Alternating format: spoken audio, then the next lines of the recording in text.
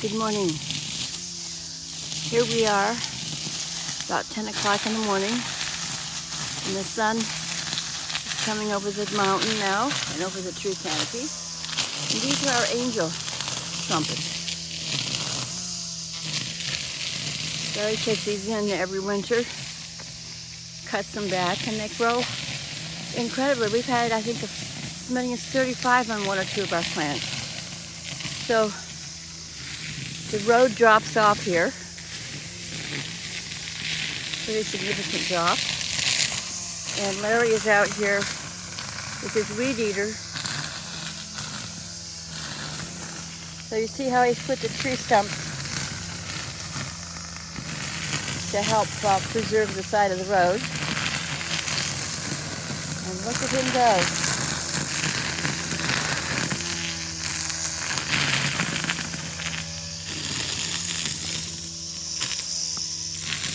So as most gardens, there are things that are beautiful one part of the season, and 2 or 3 weeks later, something else. That's the white version of this plant. And they have propagated themselves incredibly well throughout the garden. We're very, very proud. So yesterday we had a slow, steady rain for several hours. I'm not sure how much rain we got. I'll have to look, but probably at least 2, 3, 4 inches. And what was good was it was a slow rain, so it didn't run off. It soaked in, because our soil was so dry it was like a sand pile. So here we are coming up on the front of my garden. And this is this incredible, I believe it's called French blue hydrangea. Now you see how the blossoms, they capture all the water and then they're heavy and they fall down. I don't know what I'm going to do about that. I need to find some sticks and branches to help support that up. But I have 3 here, and that second one's doing pretty well. Oh, we'll go down and look at those daylilies in a minute, but let's look at the no garden.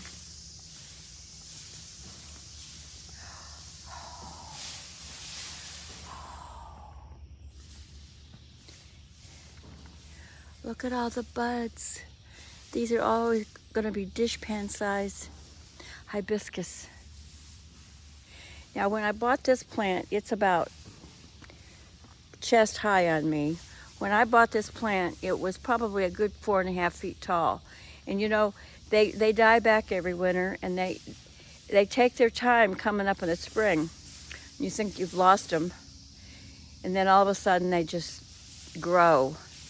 And they're like a lot of perennials.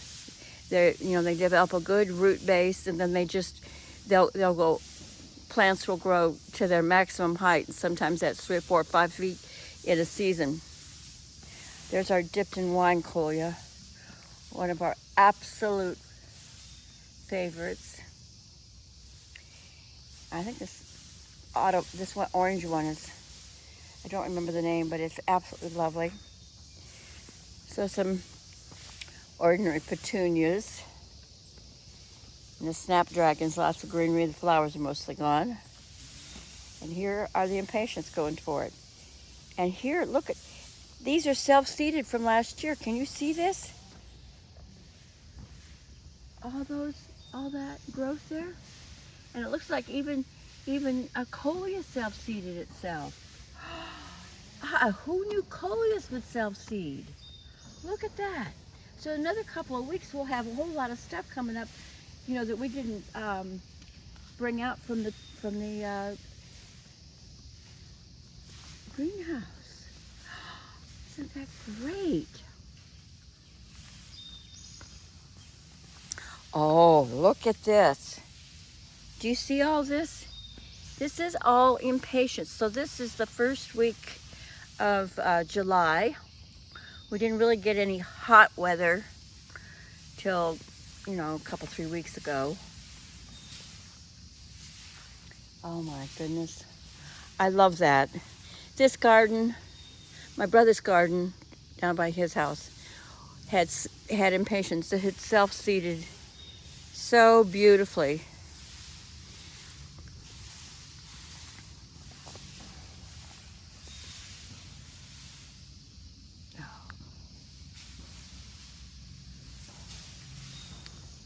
Oh, look at that little tiny baby. Let's see if we can pull that in so you can see that. These 9 bulbs were a gift.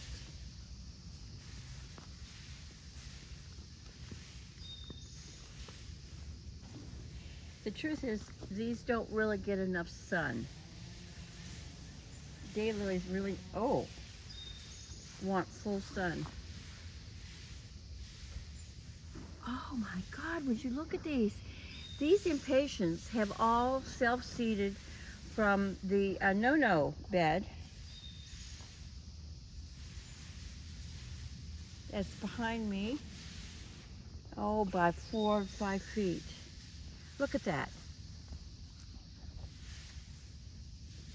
And they start blooming, even when they're just a couple of inches tall. Look at that. This bed is built up, so it mounded up. First time I ever noticed that was at Longwood Gardens. We wondered what on earth they were giving their plants to make them grow so big and so tall. And we finally realized, well, yeah, it's because they built up berms. So these are still being mostly gone. They're finally being established. But this was my experiment with getting, what do they call it, dry roots. Okay, we moved the coffee cups down here. I know they don't show up right there quite yet in that blue pot. And here are our impatiens. I know I go gaga over them, but they do such a good job for us here in a woodland garden. A whole lot of color, and the cannas are blooming. And there's a hydrangea down there that's struggling a little bit. Now, we didn't know what this plant was. We thought this was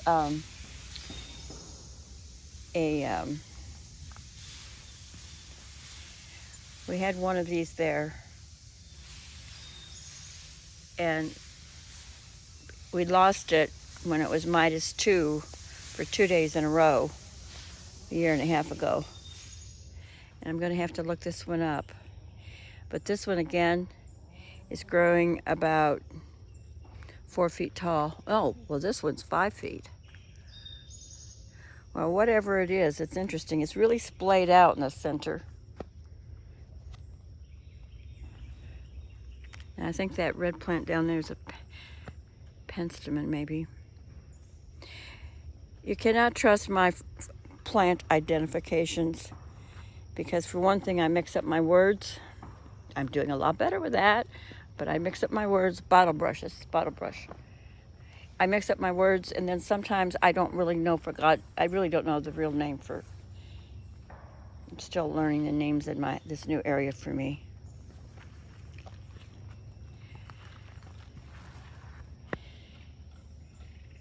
Now, Larry has cannas that are 6 or 8 feet tall down alongside the road. We've taken you by and shown you those. So the rain has really been heavy on the blossoms. So you see how the blossoms are all bent over? Those are laying on the other plants. Sometimes they will recoup as the day gets warmer and reheats. Sometimes they'll recoup and then stand back up straight again. But, a lot of times that doesn't happen. This is our oak hydrangea. That was my gift to myself when I went to Rehoboth to look after my friend Bill after his COVID. We saved his life. And this spreads on its own. Do you see that? Beautiful. Okay, let's see what else we've got here. Oh, do you see this lavender here? Look at that magnificent stand. That might be 3 plants. I know that I bought 2 or 3 when I bought these about 3 or 4 years ago. And I may have transplanted them down here. But these are a good 5 feet tall. Isn't that lovely?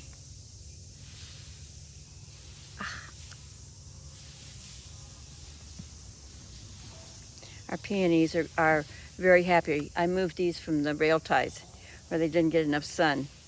They've already blossomed and done their thing. See the dead blossoms there? And see, they're making seeds. So maybe they'll reseed themselves. We do not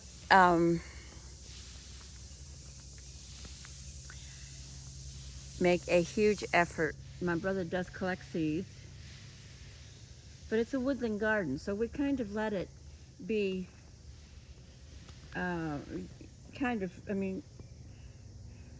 we do plant a lot of annuals, mostly an awful lot of impatiens and an awful lot of sun impatiens. Now this is one of those Coleus, big leaf Coleus, and I never was, for some reason or other, particularly pulled to them. But I bought one of these this spring, and those leaves are huge. Oops, daisy. Look at that. Oh, I can't see. Sorry.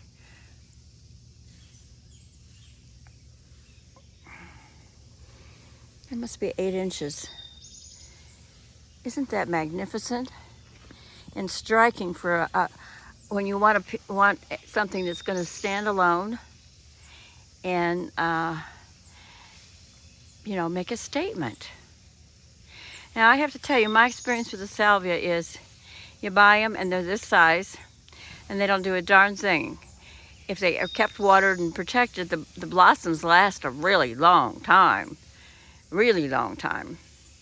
But they don't seem to grow any taller or make new blossoms. That has been my experience in the past. So we'll keep an eye out. So can you see the rain? The humidity is like 98% this morning. It's glistening off of the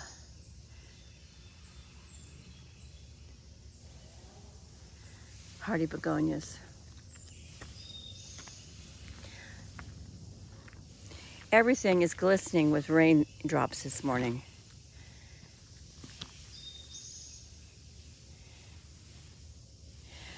Joy, my sister-in-law, says she never had any luck with coral bells.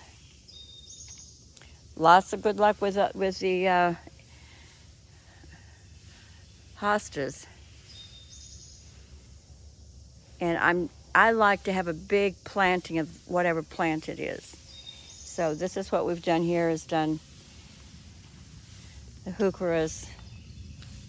Now here again, I had to get a lot of these light green ones so that the edges would show up, because the heucheras blend in with the soil. Now I realize they're going to totally blanket the soil at some point and it won't really be an issue, but in the shade they just plumb disappear and look like shade. Doesn't look like you have anything planted. So I've tried to kind of edge it or intermingle some lighter green. Now here's an example. Look at that, okay? There are the most beautiful red, purpley red heuchera planted right up here. You can see now. And they just totally disappear. So I may have to go and pick up another. I kind of wanted a little path in between here so I could get to the pot. I might have to go and get another couple of green and intermingle them and crowd them in there to kind of make them show up. I always want to call these daisies. These have been coming back on their own, reseed themselves for 5 or 6 years. It's incredible. And our Persian shield potting experiment is working very well. Okay, this was supposed to be, I got the pencil plant in the middle. This was supposed to be Brenera, and that's doing all right. That's supposed to get about 3 feet up and across. And it looks like this one's getting, these two are getting close to it. Wow, spectacular. That's the best they've ever done. This was supposed to be, and I expected them to pretty much, you know, fill in. And then I had a, oh, what was the other thing I mixed in here? They were lily of the valley bushes, supposedly. And they've been very slow growing. And they're supposed to have little white flowers in the spring. Looks like two have survived. Let's see, there's 1, 2. Yeah, and I was supposed to have intermingled, you know, appropriately. I don't remember, maybe 4 as well. Well, the hardy begonias, you know, they propagate and they're easy to pull out. Now, one of the things about after rain is it's really easy to pull weeds, and it's really easy to pull plants that are crowding everything out. So if I was serious about this hardy begonia bed, I could come in and just pull those babies out, and it would not be an issue at all. Uh-oh. Let's pull things through here. Oh, look we have a blossom on our Japanese anemones. And these grow, oh, 3-4 feet tall, and they have pink blossoms, pink lavendery blossoms, and they last for a long time.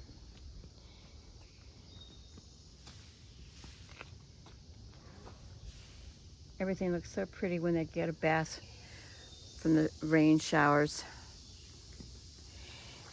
Now, these hostas are incredible here. I will come back and cut back the flower stems here shortly.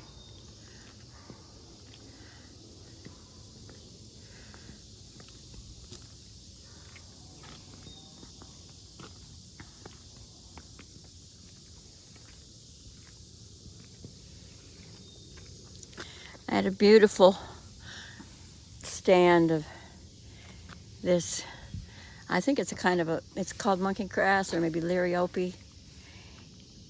And it just died out in the middle. It's been here for years. And I thought, well, maybe the bear came and slept in it and squashed it all down. I don't know what happened. Of course, we've talked about the chicken gizzard, how much color it adds to the garden. And it's doing well. I moved this pot out because it wasn't growing very much. This Supertunia was languishing. It needs full sun all day long. Well, that's enough for one day. Our hanging baskets are doing incredible. And these plants we wintered over in the greenhouse. Took cuttings and planted. The gardenia's trying to bloom again. Well, thank you so much for walking with me this morning through the garden and reviewing how things are. We really appreciate sharing it with you. You know, when you're a gardener, you need somebody who can appreciate it and not just look at it and say, oh, isn't that pretty? Well, somebody who appreciates what they're looking at. And if you're on this channel, you're one of those people. This basket's starting to take off. Well, thank you very much for joining me today. It's after the rain, 98% humidity, and 70 degrees. good day.